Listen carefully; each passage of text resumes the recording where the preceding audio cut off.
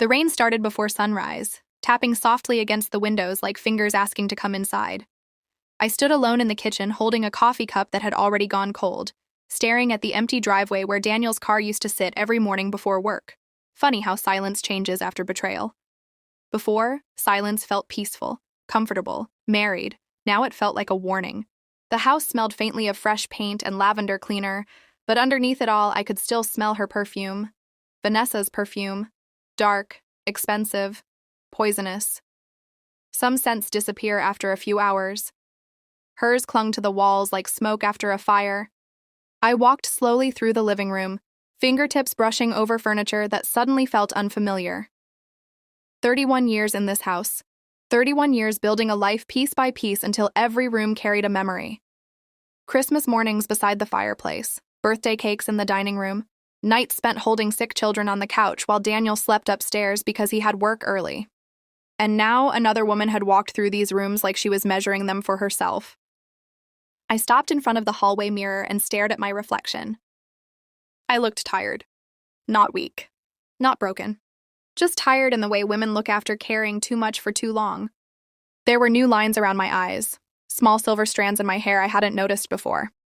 Betrayal ages people quickly, faster than illness, faster than grief. The phone buzzed against the kitchen counter. Arthur Kane. I answered immediately. "They've filed a response," he said without greeting. I leaned against the counter. "How bad?" A pause. "Bad enough." My stomach tightened. Arthur rarely sounded uncertain. That was what made him dangerous in court. Calm men frightened people more than loud ones. What did they say? They're claiming emotional instability, stress-related paranoia. They're requesting psychological evaluation before property restoration. I closed my eyes slowly. There it was. The move I knew was coming. Paint the woman as unstable and suddenly fraud becomes concern. Classic. Cruel. Effective. They're also claiming you voluntarily left the residence. I laughed softly. Voluntarily. As if being locked out of your own home somehow counted as a vacation. Arthur kept talking. Daniel's attorney is pushing hard. They're trying to delay the fraud investigation long enough to challenge the trust structure. The trust. That was the only thing protecting me now. Months ago, before any of this exploded, Arthur convinced me to quietly move the property into a protected family trust. At the time, it felt dramatic. Paranoid, even. Now it was the reason I still had a fighting chance. "When's the next hearing?" I asked. "Thursday morning. 3 days. 3 days until Daniel stood in another courtroom pretending he cared about my mental health." I thanked Arthur and hung up. Outside, the rain got heavier. I wandered upstairs afterward without really thinking. The master bedroom door stood half open. I hadn't slept in there since the lockout incident. Couldn't. The room felt contaminated now. Daniel's closet sat empty on one side. Mine remained untouched. I walked toward the dresser slowly and opened the top drawer. Inside lay an old photograph. Us. 20 years younger. Standing on a beach in California laughing into the wind while our son sprayed us with seawater from behind the camera. I stared at Daniel's face in the photo. Back then I would have trusted him with my life. That's the ugly thing about betrayal. It forces you to rewrite your own memories. Suddenly, every happy moment feels suspicious. Every late meeting. Every unexplained phone call. Every time he smiled at a text message and turned the screen away. How long had Vanessa existed inside my marriage before I noticed her? Months? Years? I sat on the edge of the bed holding the photograph while anger slowly rose inside my chest again. Not explosive anger. Worse. Cold anger. The kind that waits patiently. The kind that survives. By Wednesday afternoon, the gossip had spread across half the city. Women at the grocery store suddenly became fascinated by cereal boxes whenever I walked near them. Neighbors who used to wave now offered tight, uncomfortable smiles. People love scandal as long as it's happening to someone else. Especially rich people scandal. Especially cheating scandal. Especially stories involving lawyers and houses and mistresses wearing designer dresses. At first it embarrassed me. Then eventually it just made me numb. That evening, my daughter Emily called. I almost didn't answer. "Mom?" Her voice sounded small. Careful, like she was stepping across broken glass. "Hey, sweetheart." A pause. "Dad called me." Of course he did. Daniel never handled consequences himself if he could emotionally outsource them onto someone else. What did he say?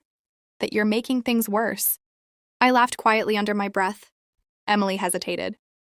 He says you're angry and confused and Arthur is manipulating you. Angry and confused. Funny how men cheat, forge signatures, lock women out of homes, and still somehow end up calling the woman emotional. Do you believe him? I asked softly. Long silence. That silence hurt more than words would have. Finally, she whispered, I don't know what to believe anymore. I looked out the kitchen window into the dark backyard. Neither did I. After the call ended, I poured myself a glass of wine and sat alone at the dining table where this nightmare began. The same table. The same chair. The same overhead light casting soft yellow shadows across the wood. Only now everything felt haunted. I remembered the exact moment Daniel slid those forged papers toward me. The confidence in his face. The certainty. He truly believed I would surrender quietly. Maybe because I always cleaned up his messes before. Maybe because women from my generation were trained to absorb pain without making noise. But something inside me had changed now.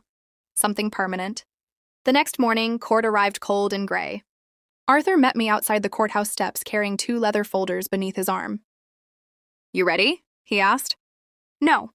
He nodded once. Good. Overconfident people lose cases. Inside, reporters already crowded the hallway. Cameras flashed immediately when Daniel appeared. He wore a navy suit I bought him 5 years earlier for our anniversary dinner in Chicago. Funny, even dressed for war, he still needed pieces of me to look complete. Vanessa arrived beside him wearing white. White. Like innocence could be purchased at a designer boutique. She avoided looking directly at me.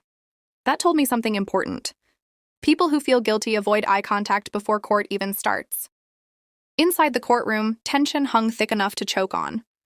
Daniel's attorney began first. Smooth voice. Practiced sympathy. He painted me as fragile, emotional, grieving, confused after decades of dependency on my husband.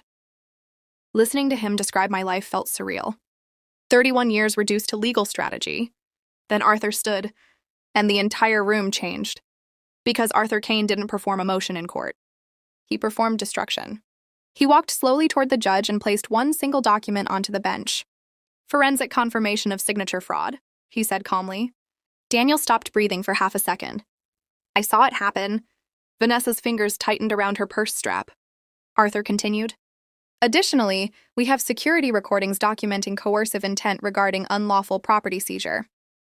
The courtroom shifted instantly. Now people were paying attention. Real attention. Not gossip attention.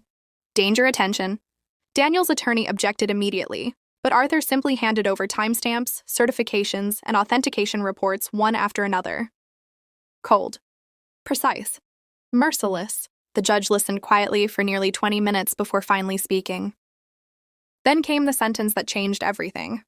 Mr. Carter, the judge said slowly, this court is becoming increasingly concerned about your conduct. Daniel looked stunned. Not because he felt guilty, because narcissists genuinely believe consequences are things that happen to other people. Vanessa finally looked at me then. And for the first time since this nightmare began, she looked afraid. Real fear. Not irritation. Not annoyance. Fear. Because suddenly she realized something important. I wasn't collapsing. I wasn't disappearing. And I wasn't going to quietly surrender my life just because they wanted it. The hearing ended with temporary protections extended and fraud investigations moving forward officially. Outside the courthouse, reporters shouted questions while cameras flashed nonstop. Daniel tried approaching me once near the stairs. Linda. I kept walking. He followed anyway. I never wanted this. That made me stop. Slowly, I turned around. Rain poured behind us while reporters watched from a distance, hoping for drama. You forged my name, I said quietly. His jaw tightened. You let another woman walk through my home like I was already dead. Linda, please. You changed the locks. He looked away. And suddenly I realized something strange. I didn't love him anymore. Not even a little. Whatever survived inside me after the affair died completely the moment he locked me outside my own front door. People think love dies during betrayal. It doesn't. Love dies during humiliation. I stepped closer. You know the saddest part? I asked softly. He looked exhausted now. What? I would have let you leave peacefully. That hit him harder than anger ever could. Because he knew it was true. I walked away after that without looking back. And for the first time in months, the air finally felt easier to breathe.